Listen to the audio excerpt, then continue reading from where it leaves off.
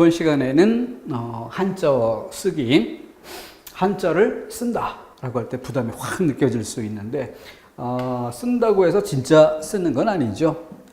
그 표기가 옳은지 그 여부를 판단한다. 그러니까 결국은 우리 시험이 다 그러하듯 선택형일 수밖에 없죠. 그래서 쓰기라는 질문 형태를 띠고 있지만 고르기에 문제가 되겠고, 따라서 옳고 그른지를 판단하는 가장 중요한 핵심, 그 부분을 형광펜으로 마킹하는, 글자를 쓰는 게 아니라는 거죠. 이것으로 일단 부담을 덜고 출발해야 하지 않을까 싶습니다. 우리말은 소리 글자, 한자는 뜻글자라는 그런 특징을 가지고 있죠. 언어학에서 뭐 여러 나라의 언어들을 이렇게 쭉 종류를 나누고 할 때 뭐 이런 것들도 있었죠. 그래서 일본어 같으면 좀 하등한 이렇게 음절 문자. 맨 밑에 놓을 정도는 아니고 중간 정도인데, 언어의 가장 고등한 이런 단계, 이런 것으로 운 문자라고 하죠. 여기에 우리말과 알파벳으로 이루어져 있는 영어권, 이런 것들이 가장 상위에 있는 언어 체계입니다. 그것을 다시 좀 기준을 달리 했을 때 뜻글자, 소리글자. 그래서 좋은 예로 언어 유희라는 것이 있어요. 말장난이라고 할 수 있죠. 근데 말장난에 소리 글자인 우리말은 동음 이의어, 거의 뭐 수사법이란 차원에서 시험 문제에 직접 사용되기도 하죠.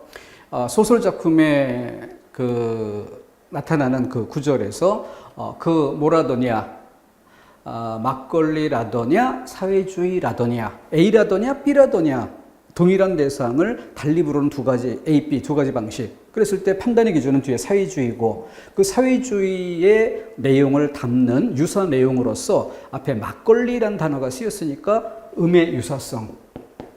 완전히 동음 이의어는 아니지만 음의 유사성에 따라서, 그래서 막시즘, 마르크시즘, 이것을 답으로 하는 그런 시험 출제도 가능하겠죠. 또 춘향이 엄마가 춘향이에게 네 서방인지 남방인지가 왔다라고 하는 것도, 남편이라는 뜻의 서방을 동서남북 방향의 서방이라고 바꿔 이해하고, 거기에 기대어서 남방이라는 말로 우스갯소리를 풀어가는 방식이죠. 이렇게 그 동음 이어를 이용하는 그런 방식이 있고, 거기에 비춰서 뜻글자인 한자, 이것은 그 뜻을 가진 요소로 글자를 깨뜨리는 파자 또는 파자놀이, 글자를 쪼개서 일종의 수수께끼처럼 질문을 하기도 하는. 그래서 시중에 나와 있는 여러 가지 그 파자라는 원리를 다루는 그런 책들 중에는 소동파에 관련된 그런 이야기를 담고 있는 그런 책도 있습니다. 에피소드 이런 것들을 좀 담으면서, 그래서 소동파가 어느 스님으로부터 해마다 스님이 잘 만들어둔 차를 늘 얻어다 마셨는데 한동안 왕래가 뜸하고 그래서 차가 떨어진 거예요. 그랬을 때 그 스님에게 차를 좀 얻어와야 되겠다. 그래서 집에 노비한테 심부름을 보냅니다. 근데 심부름을 보내면서 머리에 풀을 꽂고 신발은 남학신을 신고 그렇게 해서 스님을 찾아뵈라. 네가 그렇게 가면 스님께서 알아서 주시는 것이 있을 테니까 그것을 받아오면 된다. 이렇게 심부름을 보내요. 그래서 그 노비가 그렇게 하죠. 그랬더니 스님이 그 모습을 보고는 처음에 이게 웬 황당함인가 라고 하다가 소동파가 장난기가 발동했구나 라는 걸 알고는 차림새를 쭉 훑어본 뒤에 사람이 머리에 풀을 꽂고 밑에 남학신을 신고 그러니 이거 차를 달라는 얘기구나 라고 해서 차를 건네줬다는 이런 얘기도 있습니다. 자, 그런 것처럼 파자 글자를 깨뜨리는 이것은 하나의 놀이이기도 하지만 더 나아가 한자에 유용한 학습 방법, 학습 원리로 오래도록 쓰여 왔던 것입니다. 자, 그러면은 육서법이라는 걸 간단히 짚어보고 가겠는데요.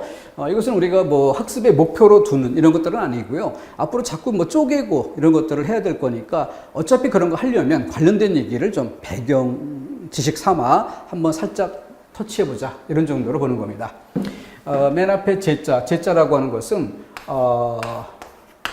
무의 상태에서 유형의 글자를 맨 처음 지어내는 이런 과정을 이야기하는 것이고요. 여기 해당되는 것으로 상형자와 지사자가 있습니다.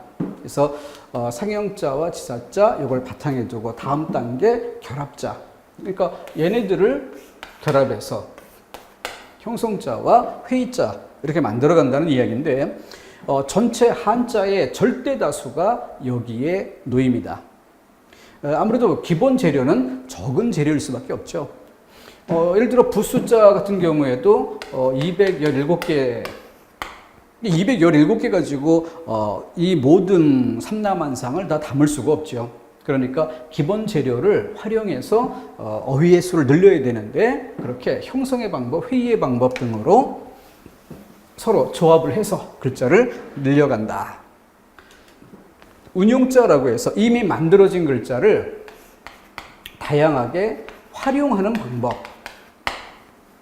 사용이라는 말과 활용이라는 말 어떻게 다를까요? 어떤 물건 따위를 놓고 예를 들어 설명한다면은 그 물건의 본래의 기능과 목적에 부합하도록 쓰는 것이 사용이라고 하면 활용은 그보다 좀 더 적극적으로 사용하는 것, 이것을 활용이라고 할 수 있죠. 예를 들어서 이 분필 같은 경우에 그림을 그리고 필기를 할 때, 판서를 할 때 썼다면 사용이죠. 그죠? 그런데 이 분필을 조는 학생에게 던졌다라고 하면 활용이 되는 겁니다. 자, 만들어진 풍성한 그런 어휘들을 좀 더 사용하는 과정에서 본래의 뜻 이외에 좀 더 다양한 목적으로 활용하는 것, 거기에 전주자, 일종의 뜻을 늘려가는 방식이라고 생각하면 쉽겠고, 가차문자라고 하는 것은 외려 표기법을 대표적인 예로 들어 이해하시면 됩니다. 아주 뭐 절대로 중요한 건 아니니까 가볍게 보면 되겠습니다. 상형자는 주로 구체적 대상을 표현하는 글자였고, 추상적 관념은 지사문자로 상징적 기호체계로 만들어낸 문자죠. 형성자는 뜻과 음으로 역할이 분담이 돼요. 뜻을 나타내는 부분, 음이 되는 부분, 역할 분담. 회의자는 뜻과 뜻, 양쪽이 다. 글자를 쪼갰을 때 역할 분담이 아니라 양쪽이 다 뜻. 이 중에 어느 것이 더 양이 많으냐라고 하는 것은 학자들마다 견해가 많이 다릅니다.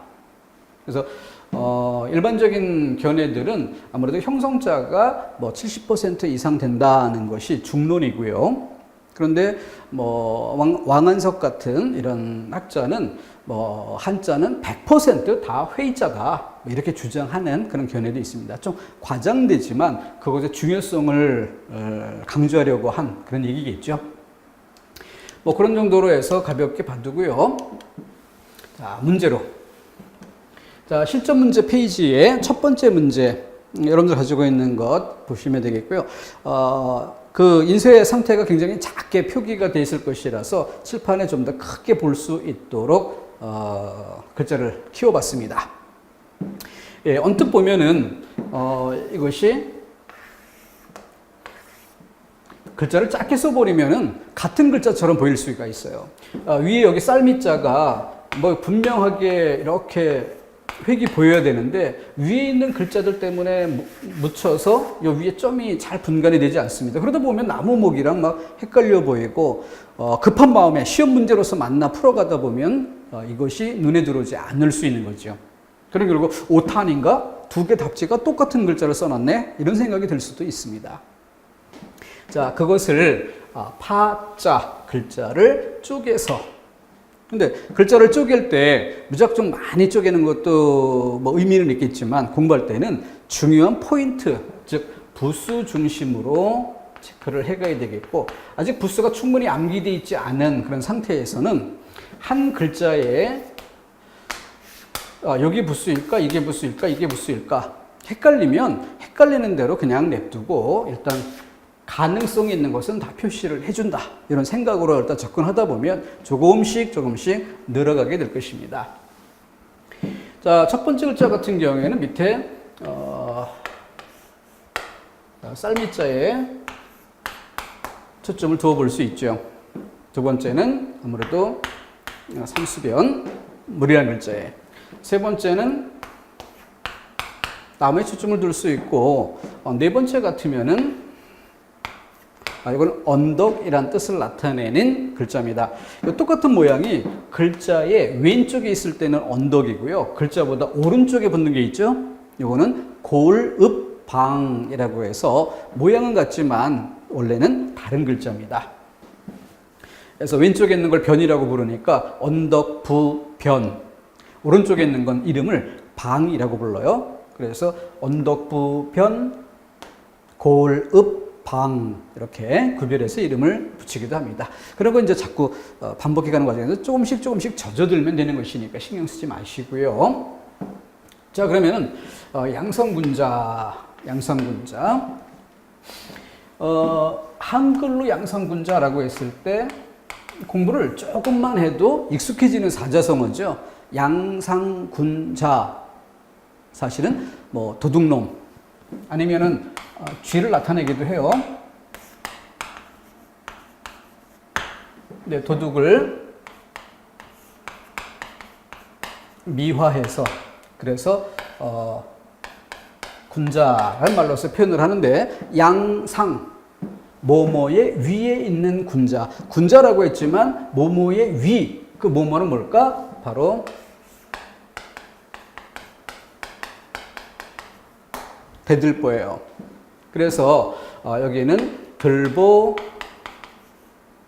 량 이란 글자로 쓰인 경우를 표기상 확인하라. 이런 질문입니다. 조어법에서 보면은 보라는 말이 앞에 의미를 강조하는 접두어 이게 붙어서 들보 이렇게 가다가 좀 더 의미를 강조해서 대들보 이렇게 확대가 되는 거죠. 그래서 짱 하다가 짱이란 말로도 강조가 약하다 싶으니까 울트라 짱 이렇게 앞에 붙여가는 것과 똑같은 이치예요. 자, 대들보량이라고 이해해 두시면 됩니다. 그 위에 올라앉은 군자. 그러니까 부수. 답은 어떻게 찾아야 돼? 쌀미자가 들어가야 될까? 물수가 들어가야 될까? 나무목이 들어갈까? 언덕부가 답이 될까? 대들보는 뭐냐? 당연히 소재가 나무니까 이렇게 답을 찾아가는 것이죠. 이런 식으로 양상군자는 무슨 뜻 우리가 알고 있고 그것을 표기성어로 확인한다면 핵심이 되는 부수를 확인하라. 이렇게 문제를 풀어가는 것이죠. 여기에 뭐 9급 정도에서 흔히 출제하는 기본적인 방식이고요. 한자가 부수가 217개라고 하는데 끝에 쪽에 가면은 획수가 너무 많고 복잡한데 현실적으로 별로 안 쓰이는 것들이 있어요. 거기서 뭐 한 10여 개 뺍니다. 그럼 맨 앞에 보면은 뭐 점주, 뚫을권 이렇게 한 획짜리들, 뭐 두 획짜리들, 세 획짜리들 너무 뻔한 것들이 있으니까 여기서 한 몇십 개가 빠져요. 너무 많이 뺐나? 20개만 뺄까요? 그리고 나머지가 있는데 그 나머지를 놓고 따져보면은 실제 부수라고는 해도 뜻으로 쓰이는 것과 음으로 쓰이는 것, 도금 역할을 하는 것에 더 초점이 있는 것 등이 있습니다. 도금이라네. 음이 도금이죠. 같은 얘기를 반복하고 있네. 글자의 모양만 잡아주는. 글자의 모양을 잡아주는 대표적인 예로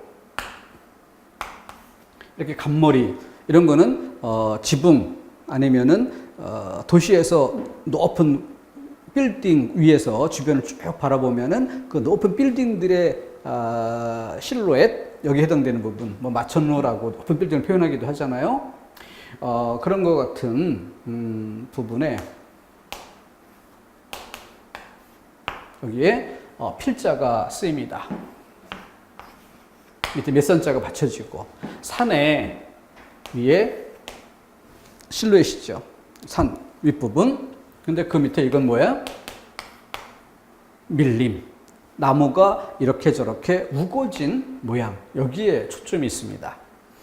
특별한 뭐 반드시 필이라고 해서 그 뜻을 이용하거나 이런 건 아니고 그거 획을 빼고 나서 마음심 해서 마음이라는 뜻 이것도 관련되지 않습니다. 이렇게 모양으로만 쓰이는 것들이 있고요. 도금으로 쓰이는 것, 뜻으로 쓰이는 것 했을 때 이 뜻으로 쓰이는 것 이렇게 뽑아보면 몇 개나 될까? 저는 어느 정도 조금 한자에 익숙한 이런 사람들은 한 40여 개 정도만 더 암기해주면 되고요. 그렇지 않고 완전 생초보다 그러면은 조금 더 늘려서 한 70여 개 이런 정도만 암기를 해주면 그래서 작정하고 하루 걸로 하나씩 일주일에 한 2개, 3개 이 정도 부수를 마스터한다. 이런 목표를 가지고 이렇게 점검하면은 5분 한자 뭐 이런 정도 시간 할애로서 충분히 감당할 수 있지 않을까 싶습니다. 그래서 처음 이 기초 강의 기획할 때 2분 학습 방법, 3분 한자 뭐 이렇게 코너를 좀 나눠볼까 생각도 했었는데 전체 강의가 20강밖에 안 되는 그런 시간이라서 조금 좀 한계가 있었습니다. 본 강의에서는 그런 것들을 좀 조각조각 나누어서 부담을 적게 하면서도 쉽게 배울 수 있도록 한번 좀 준비를 해볼까 합니다. 자, 다음 7급 스타일의 문제입니다. 난이도를 좀 높여가는 방식인데요. 여기서 개발과 개발, 뭐 도금이 된다면 이것으로도 답을 찾아갈 수도 있겠고요. 근데 밑에 가보면 제작, 도금은 똑같습니다. 그래서 위의 문장 속에 중국은 디스크를 개발하다, 디스크를 개발하다. 이렇게 해서 그 대상과 그 대상에 어울리는 소술 내용 이렇게 연결 지어가면서 어느 게 문맥상 호응할까? 중국은 자신들이 제작한 디스크에 디스크를 제작하다, 디스크를 제작하다. 어떤 글자를 써야 될까? 이것의 문제죠. 자, 그랬을 때 글자들만 뽑아봤어요. 자, 이것은 개발이라고 할 때 뭐예요? 뭔가 시작하는, 새롭게 하는 이걸 이야기하는데 밑에 있는 개는 부숫자가 뭐가 될까요? 사실 이 세 개를 쪼개 놓으면 세 개 다 부수에 들어있는 그런 글자들입니다. 근데 그 중에서도 진짜 뜻으로 제대로 쓰이는 게 뭘까? 바로 입구자의 쓰임이 제일 크죠. 그래서 이 부분은 입으로 열어주다 이런 뜻으로. 그래서 뭐 이 두 단어를 구별할 때 이거는 그 실용문 영역에서나 아니면 국어생활 영역에서도 공부할 때 관련된 부분이 있기도 합니다. 그래서 위에 개발과 밑에 개발이라고 할 때 이것은 주로 구체적 대상에 쓴다, 추상적 대상에 쓴다 뭐 이렇게 구별하는 것도 있는데 완벽하지는 않고요. 아주 좀 어려움 이런 내용이 나오면 이것으로 설명이 되기 부족한 그런 부분이 있기도 합니다. 그래서 좀 더 붙여서 이야기할 때 위의 것은 기존의 것으로부터 좀 새 것으로 만들어가는. 근데 밑에 있는 것은 뭐예요? 기존에 내재된 속성 따위를 표출할 수 있도록 돕는다 등등 일깨워준다 이런 정도의 의미로 차이점을 구별하는 것이 그중 좀 쉬운 구별법이 될 듯합니다. 자, 그런데 디스크를 만든다 등등 이런 차원에서는 위의 것이 더 잘 어울리겠죠. 자, 밑에 제작은 아예 똑같은 글자를 쓰는데요. 이건 뒤에서 그 획줄임이라는 측면에서 좀 얘기해 볼 수 있는 건데요. 소우 획을 쭉 줄여 놓습니다. 그래도 여전히 소우 글자가 구별이 되어 보이도록 수건건이라고 하는데 수건이란 말로 글자의 이미지가 뜻이 잘 파악이 안 되는 그런 면이 있어요. 그래서 이건 옷감, 건, 옷감이란 말로 좀 바꾸어 이해하시고 계집녀라는 말도 시대상에서는 맞지 않죠. 그래서 여자, 여라고 바꾸고 또 놈자, 놈자라는 말도 사람, 자 이렇게 시대의 시의성에 맞게 좀 바꿔서 이해하는 것들이 좋습니다. 수건건이 아니라 옷감건, 천 그런데 의미를 좀 더 확대해서 이해될 것이 옷감이나 천이란 말이 쓰인다고 해서 오늘날 기준으로 판단하면 안 돼요. 성곽이라고 할 때 오늘날 기준에서 예를 들어 조선시대, 고려시대 아니면 삼국시대 이렇게 간다 이런 것보다 한자가 만들어지던 고대 사회를 기준에 놔야 되겠죠. 그래서 성곽이라고 하더라도 돌로 성곽을 쌓는 게 아니라 흙토가 부숫자가 되는 것처럼 그래서 이런 것도 예를 들면 오늘날의 종이 개념 최초의 종이는 뭐였을까요?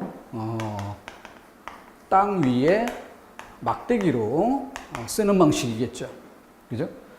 그 다음 목간에서 좀 더 지역에 따라 죽간 옛날 고대를 배경으로 한 사극 영화나 드라마를 보면은 조그만 나무 토막들을 줄로 쭉 엮어서 두루마리처럼 말고 있다가 쭉 펼쳐서 읽는 계약서라든가 등등을 하는 이런 장면들이 있습니다. 목간은 두툼할 수밖에 없죠. 근데 대나무로 재료가 바뀌면 훨씬 종이장처럼 얇게 만들 수 있는 이런 재질이 됩니다. 그런데 이 부분이 좀 더 나아가면은 천으로 그리고 더 나아가서 종이가 개발이 된 이후에 종이로서 이렇게 문서를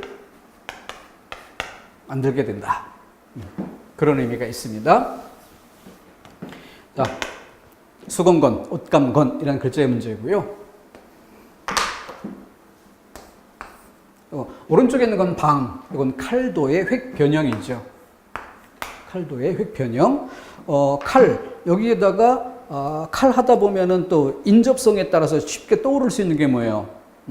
손을 베고 다치고 그럴 수 있죠. 그렇기 때문에 여기에 이렇게 삐침을 쓰기도 하고 이쪽에 점을 하나만 찍기도 하고 이쪽에 점을 또 찍기도 하는데 글자를 설명하는 학자들마다 견해에 약간의 차이는 있지만 대체로 칼에 베었을 때 핏방울이 떨어지는 모습이다. 핏방울. 이렇게 많이 이해를 합니다. 글자의 모양이 바뀌면 이렇게 됩니다. 자, 이것을 토대로 해서 여기에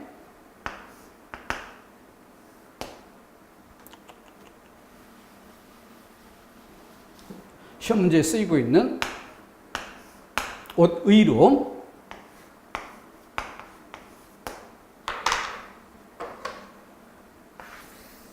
자, 이것이 있고 없고 이 둘의 차이입니다. 둘의 차이. 자, 좀 더 쉬운 글자로 먼저 얘기를 해봅시다. 사람 인자는 제일 먼저 만들어진 글자가 이 글자가 아니에요. 이 글자가 제일 먼저 만들어진 글자가 아니라 제일 먼저 만들어진 글자는 이겁니다. 그러니까 사람의 서 있는 측면의 모습. 그래야 또 이렇게 앞에 가는 사람, 뒤에 가는 사람 줄줄줄 따라가는 거죠. 그래서 이렇게 두 사람이 나란히 가는 것이 세월이 흘러 글자가 단순화되면서 이렇게 쓰입니다. 그러니까 이 글자는 사람이라는 존재를 표현할 때, 사람이라는 존재를 표현할 때 이 글자를 쓰고요. 이거는 기본적으로 두 사람인 겁니다. 두 사람이 앞뒤로 섰다고 했죠. 그거는 앞뒤로 서서 커피 마시거나 앞뒤로 서서 대화를 나누거나 그럴 수 있는 건 아니죠. 일정한 어느 방향으로 이동하다. 움직임을 나타내게 되는 것입니다. 그래서 어떤 글자에 이게 붙었다. 그러면 사람과 관련된 어떤 글자겠구나. 이렇게 생각하시면 돼요. 근데 어떤 글자에 이게 붙었다면 사람을 나타낸다 라고 생각하지 마시고 행동성을 표현하는 것이다. 행동성을 표현하는 것이다. 좀 더 쉬운 글자의 경우고요. 자, 그렇듯이 여기에 옷의라는 글자가 붙었습니다. 이것으로도 표시할 수 있었던 글자인데 아예 이걸 붙임으로써 좀 더 분명한 뜻을 드러내게 된 것이죠.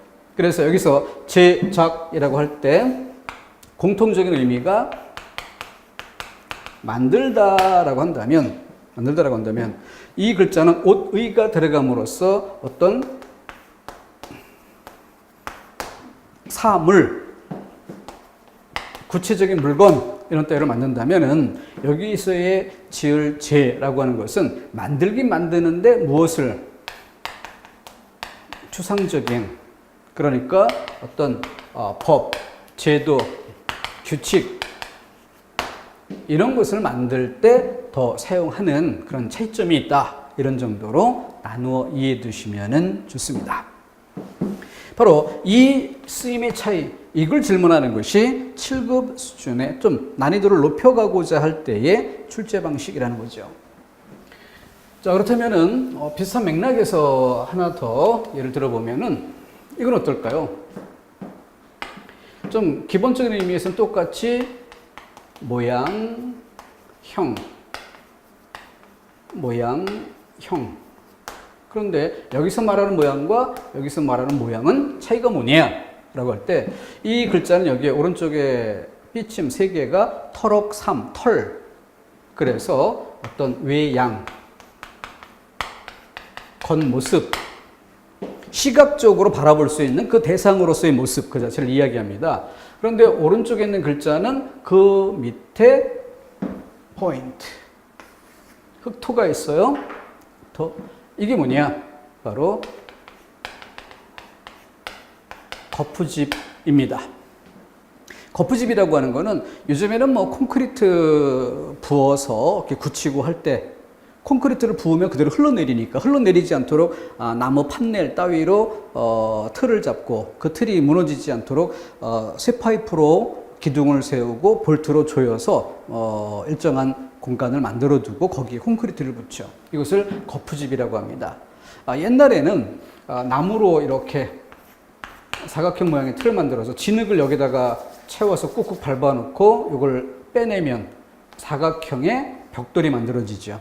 그랬을 때 틀, 샘물 녹여서 부을 때 틀, 그게 거푸집이에요.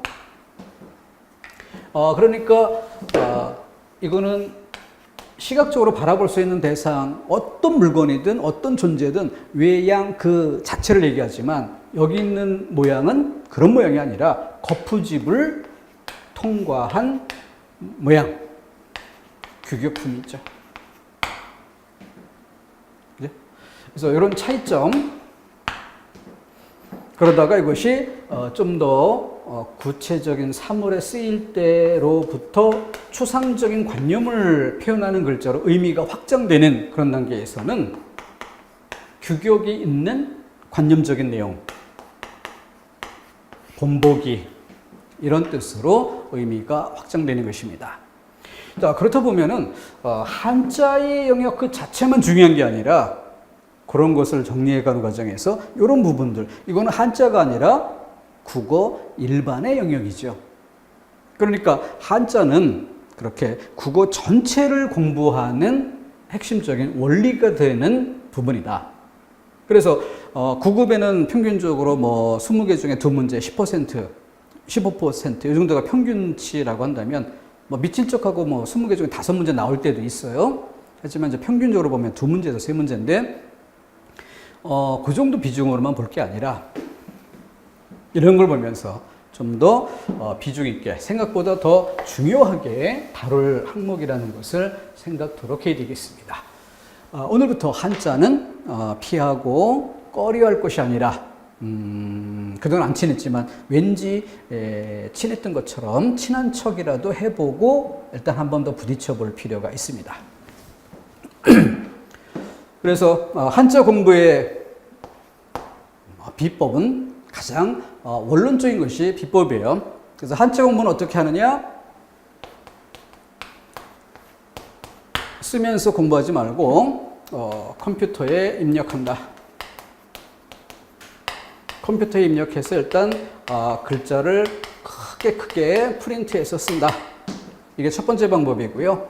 그 다음 오늘 이야기했던 파자의 원리가 중간에 있고 그 뒤에 형광펜으로 내가 포인트로 삼을 만한 부분에 마킹하면서 공부한다. 이게 한자 공부의 기본입니다. 휴대폰에 그 네이버 한자 사전 어플을 좀 따로 설치해 두는 것도 좋습니다. 네이버 한자 사전에는 필기 인식 기능도 있어요. 손가락으로 이렇게 글자 쓰면 글자를 다 완성하기 전에 그 획에 어울릴 만한 글자들을 오른쪽에 막 보여줍니다. 획이 늘어날 때마다 관련된 글자들이 보여져요. 그걸 또 터치해서 바로바로 무슨 글자인지, 그 글자의 부수는 뭔지, 원래 부수로부터의 1차적인 의미는, 그 확장된 의미는, 그리고 추상적인 의미로 또 2차 확장된 의미는 뭐냐, 이렇게 내용을 본다면 국어학습 전반에 도움을 받을 수 있습니다. 자, 앞서 이야기했던 육서법의 틀을 다시 한번 제시해 드리고요. 그 중에 형성자를 보여서 한자 공부 방법으로 다시 한번 사용하고자 합니다. 여기 도금 요소, 청이라는 글자 하나를 얘기했고요. 근데 도금 요소에 이제 한 가지 짜투리 개념, 지나가는 얘기. 같은 운통이라고도 하고 같은 운자라고도 하는데요. 같은 운통의 글자란 얘기는 우리말만 초성, 중성, 종성, 우리말만 받침이 있어요. 다른 나라 언어들은 기본적으로 자음과 모음처럼, 그래서 한자의 경우도 중성, 종성의 구별 없이 이걸 묶어서 운성이라고 하는 것입니다. 한시 지을 때도 운을 넣는다, 운을 맞춘다 라고 할 때 바로 초성은 무시하고 중성, 종성의 소리값을 이야기하는 것이에요. 그래서 이 글자를 볼 때 어때요? 청의 치읓과 정의 지읒 차이는 있으나 초성 무시하고 볼 때 엉이라는 공통점이 있죠. 같은 운자, 같은 도금 요소라고 보는 겁니다. 자투리 얘기였고요. 본론으로 들어가서, 자, 그럼 얘는 도금 요소고 여기에 뜬 요소 부수자들을 붙입니다. 자, 그럼 도금은 청이라고 읽을 거예요. 그런데 거기에 삼수변이 들어갑니다. 물이 들어갑니다. 그러면서 도금이 청이야. 물과 관련되면서 청. 그래서 물 맑을 청. 날일자가 붙었어요. 그러니까 이건 뭐가 돼? 청은 청인데 해. 그래서 해 맑을 청. 해가 맑다라는 건 구름이 갠 하늘 맑을 청이란 뜻이에요. 그래서 위에 물 맑을 청이라는 걸 줄여서 이 글자는 그냥 맑을 청이라고 사용합니다. 밑에는 하늘 맑을 청, 길게 쓰지 않고 갤 청 이렇게 쓰죠. 그럼 갤. 자, 그럼 밑에 건 뭐야? 말수문이 붙었으니까 말과 관련되니까 부탁하는 말, 요청, 부탁하는 말, 이걸 뜻하게 되고요. 그 다음 색깔로 조금 구별해 봤는데 이젠 도금이 정으로 읽히는 경우입니다. 마음심이 붙어서 마음정. 우리가 가장 친숙하게 잘 알고 있는 글자죠. 눈목자가 들어갔어요. 얘는 뭘까? 눈과 관련되면서 정이라는 도금, 아니, 눈인데 눈에 정이라는 글자를 써요? 낯선 것 같지만 찬찬히 좀 생각해 보면 활용점정이 있죠. 활용, 용을 그리고 점, 정, 점을 찍는다. 정, 바로 눈동자죠. 눈썹 밑에 눈 전체가 아니라 눈 중에서 눈동자, 까만 부분. 이것을 정이라고 하는 것입니다. 추상적인 관념적인 그런 의미는 활용점정에서처럼 가장 중요한 핵심이란 뜻으로 사용하겠죠. 자, 얘는 뭘까요? 쌀. 쌀은 말 그대로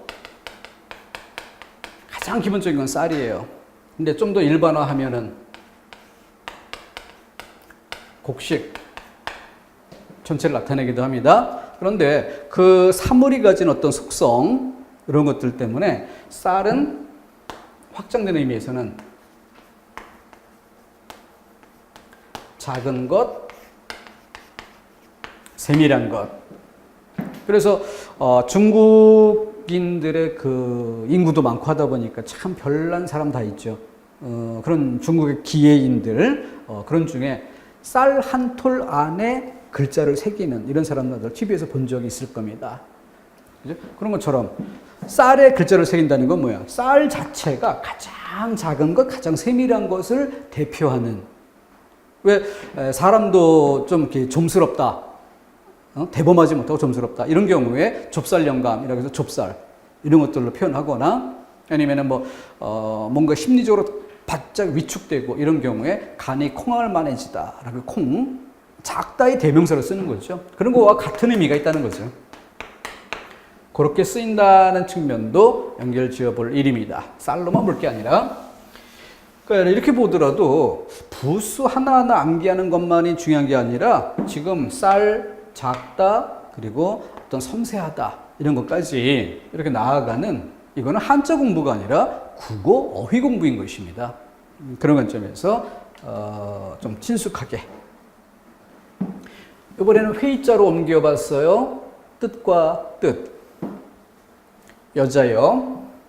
그 남자자가 아니라 물론 이것도 남자라는 뜻으로 쓰기도 하지만 1차적 의미는 아들이죠.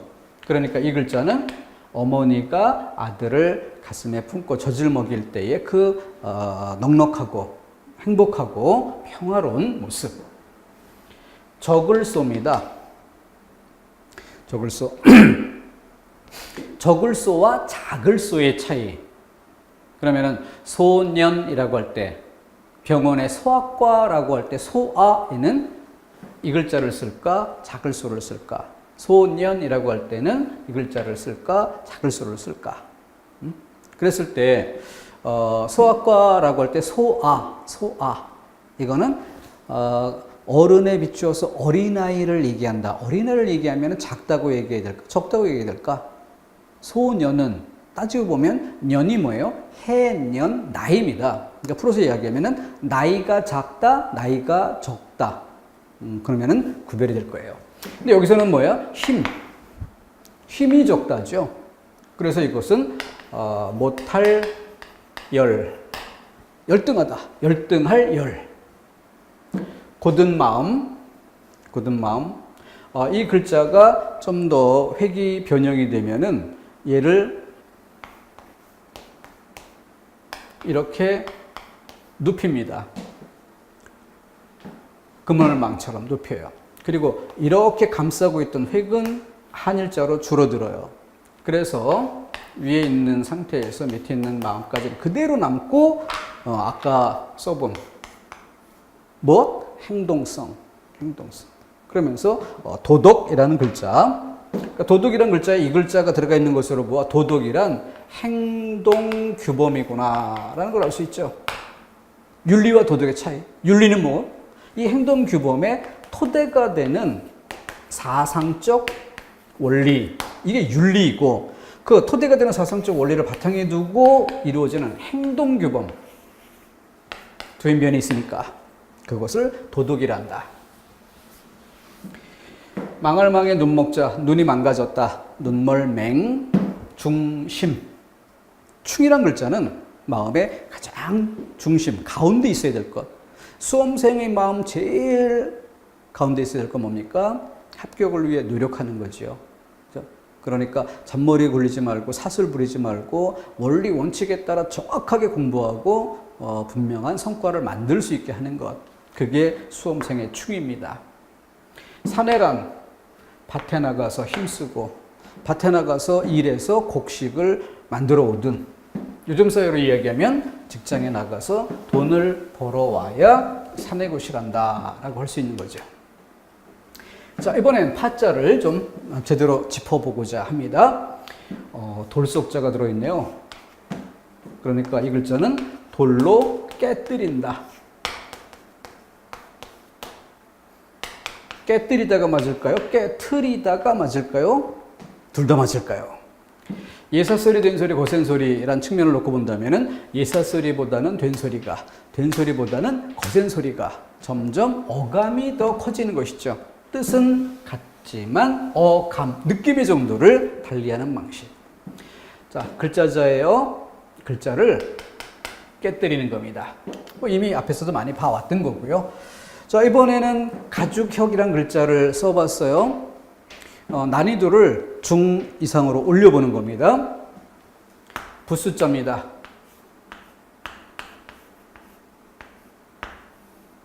가죽혁. 그래 놓고 거기다가 흑토를 붙이면 어떻게 돼? 이렇게 되는 거죠. 그러니까 좀 미적이지 않잖아요. 좀 미적으로 간격도 좀 좁히고 글자답게 이렇게 만들면 되는 거고, 또 다르게 했을 때는 여기 흑토를 붙이지 않고 이렇게 쓰기도 하는 겁니다. 그렇게 해서 만들어진 글자가 두 글자예요. 가죽역의 큰데, 가죽역의 흑토, 가죽역의 큰데. 우리가 주목해야 될 건 뭐냐? 밑변을 막아줬느냐? 큰데는 본래 사람의 모습이죠. 다리 벌리고 있느냐? 이것만 알면 되는 거예요. 그래서 진흙근 해서 근이라는 도금으로 여기는 뭐 나쁜 사람 한 이렇게 암기하는 것도 괜찮습니다. 왜 나쁜 사람 한이라고 하는가 하면은 이 글자의 독특한 쓰임 부분에 뭐 나쁜 사람이라는 뜻이 있기 때문에 그걸 아예 암기 출발점으로 삼아보는 거예요. 치한이라든가 문외한 등을 이야기할 때 사람을 뜻하는 그런 의미가 있습니다. 큰 대자가 들어있기도 하고요. 자, 그럼 거기에 우리의 공부는 마킹이죠. 말씀원에 마킹하면서 말과 관련돼 있어. 말. 그런데 도금이 근이야.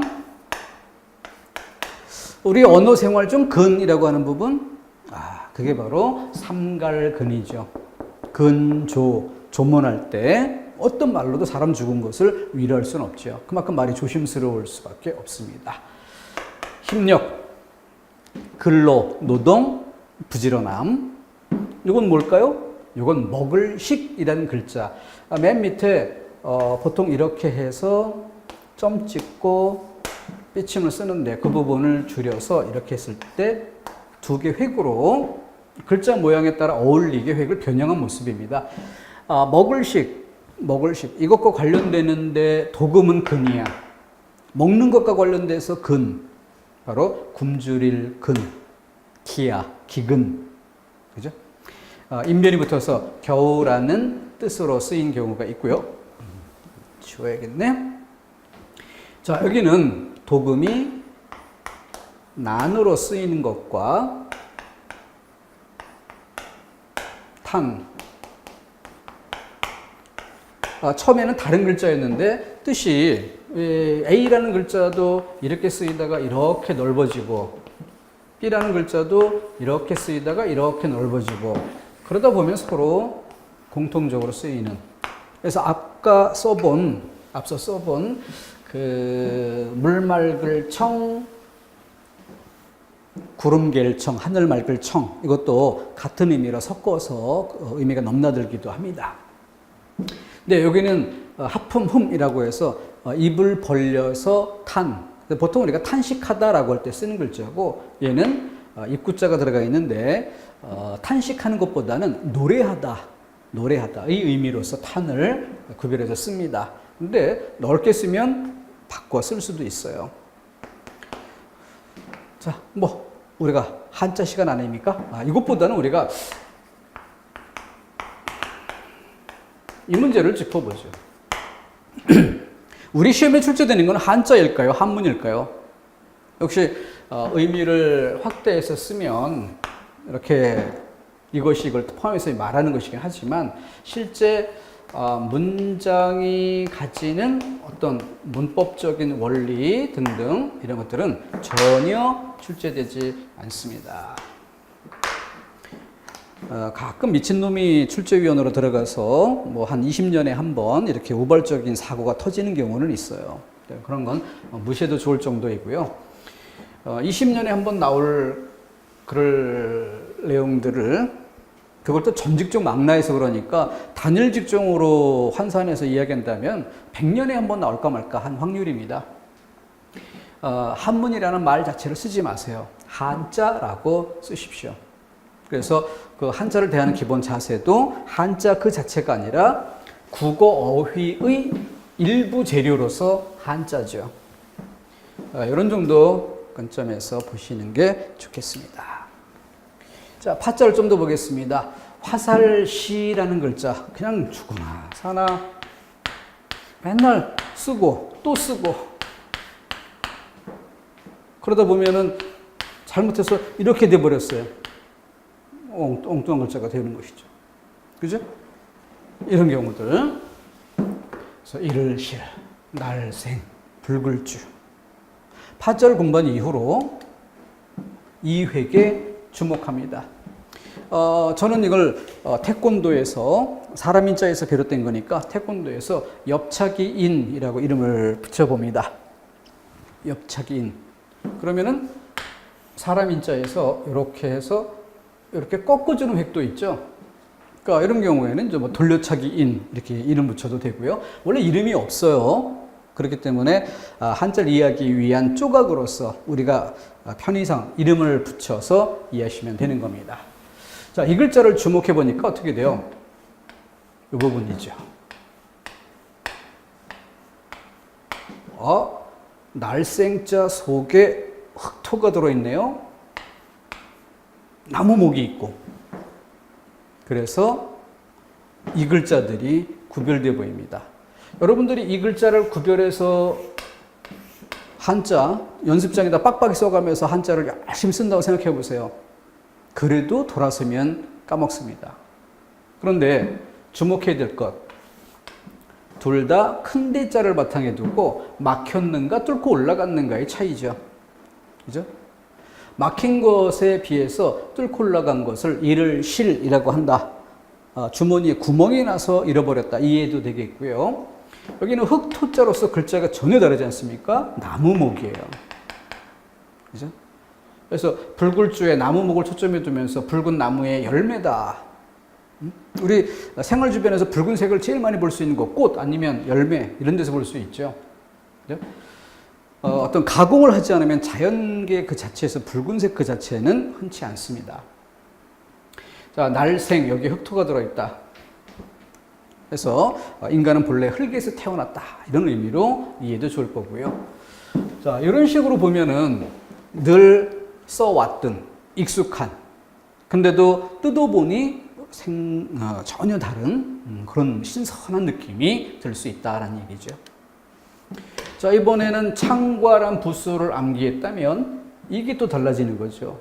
천간무, 개, 술, 일울, 성, 나, 뭐 다 그냥 고만고만한 글자 알아서 통으로 그냥 빡빡이 써서 빨리 암기되면 좋고 이미 오래 써봐서 친숙한 글자 근데 획이 적은데도 얘보다 얘가 더 낯설고 어려워 뭐 이럴 수도 있어요. 근데 그런 부분들을 바로 창과를 딱 떼어내면 얘는 삐침 하나 남고 얘는 삐침에 점 하나가 더 붙고 얘는 아까 돌려차기라고 했었죠. 여기는 바로 손수,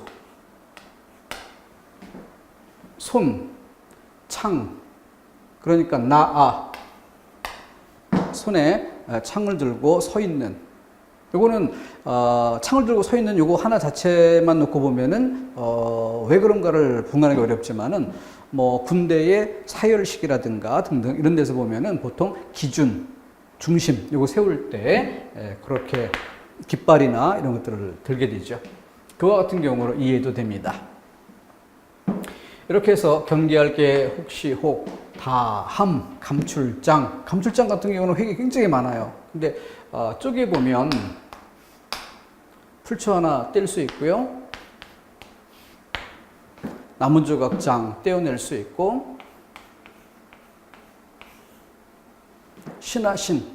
이 신하신도 이 글자와 비슷한 의미가 있습니다. 이것을 남자에 대비된 여성성으로 이렇게 이해하는 것이 대부분이지만, 그렇지 않은 원래 고대로부터 따져보는 것은 상위 신분에 비해서 하위 신분, 지체 낮은 사람. 그래서 이 글자가 남자를 뜻하는 글자에도 이게 쓰이는 경우가 있죠. 그게 바로 노비.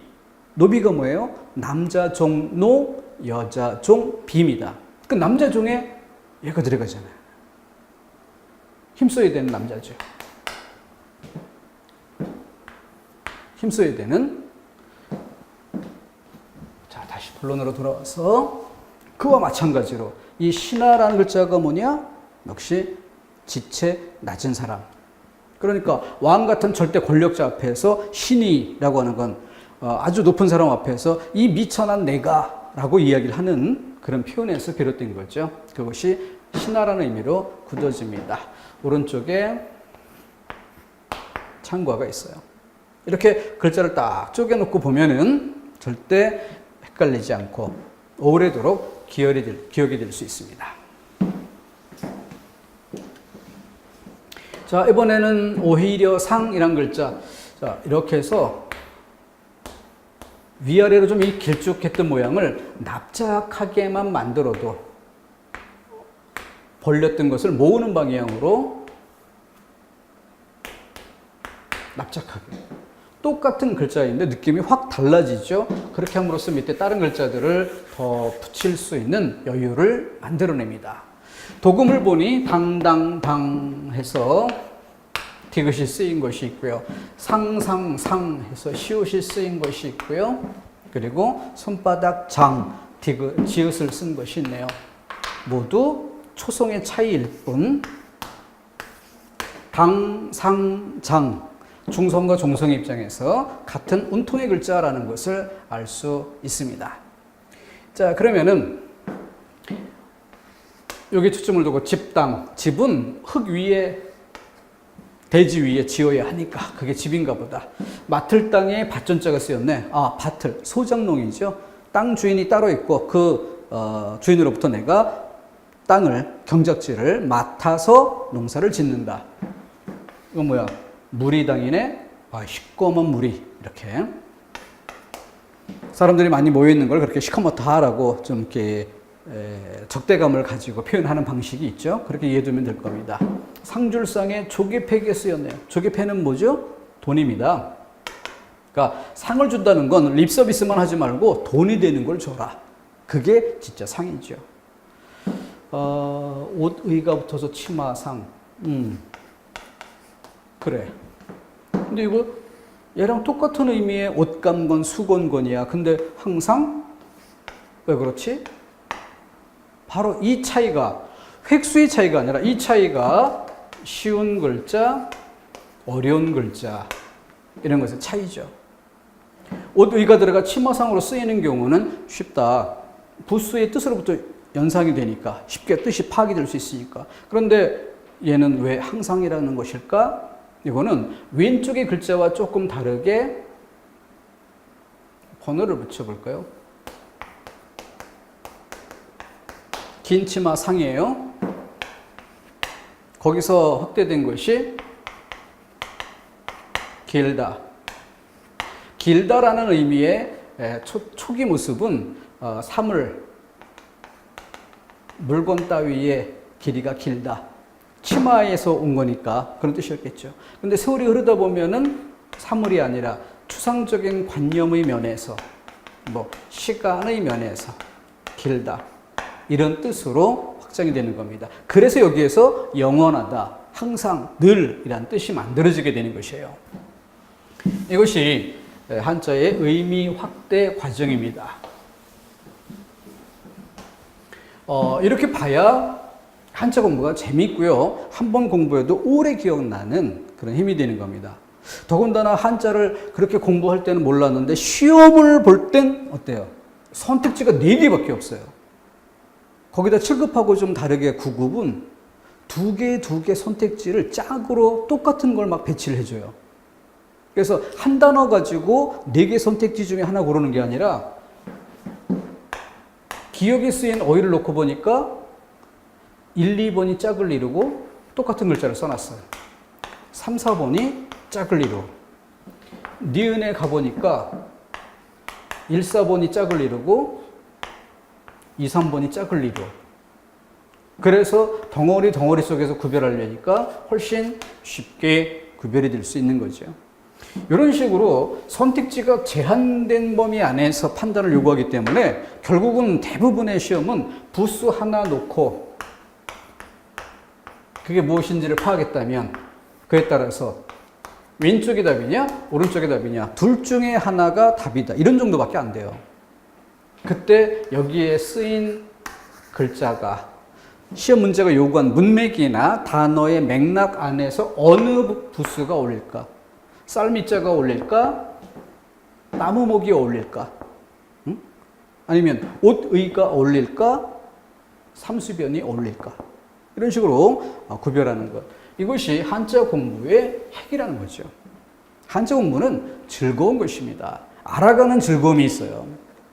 그렇기 때문에 처음에 이렇게 좀 중고등학교 때 그 한자라는 걸 보는 것 자체가 막 짜증스럽고 부담스럽고 이럴 수도 있는데 찬찬히 뜯어보면은 재미를 느낄 수도 있고 친해볼 만한 가치가 있다. 또 쉽게 친해질 수도 있다라는 것을 알 수 있게 될 겁니다.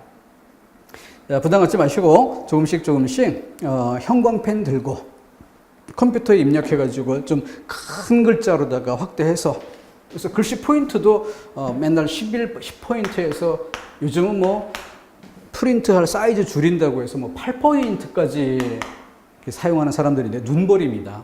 한자 공부할 때만이라도 적어도 30포인트 이상. 그리고 또 한 가지 더.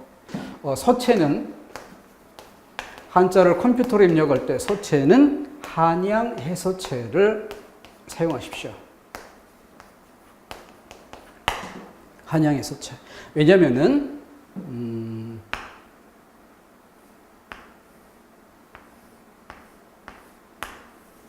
이게 무슨 글자일까요? 이게 달릴 주 틀린 글자예요. 막 정확히 이야기하면. 왜냐? 한양 해서체로 쓰면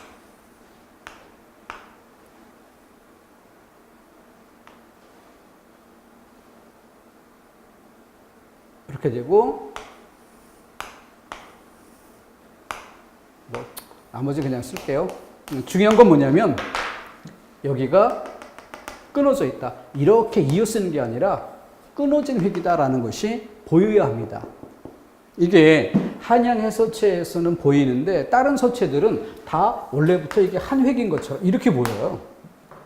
그래서 그런 한자를 제대로 맛을 느낄 수 없게 하는 그런 좀 단점이 있습니다.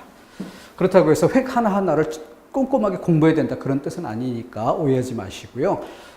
그래도 글자를 좀 이미지로 보더라도 제대로 된 느낌이 딱 살아날 수 있게 그렇게 봐야 되겠죠. 그래서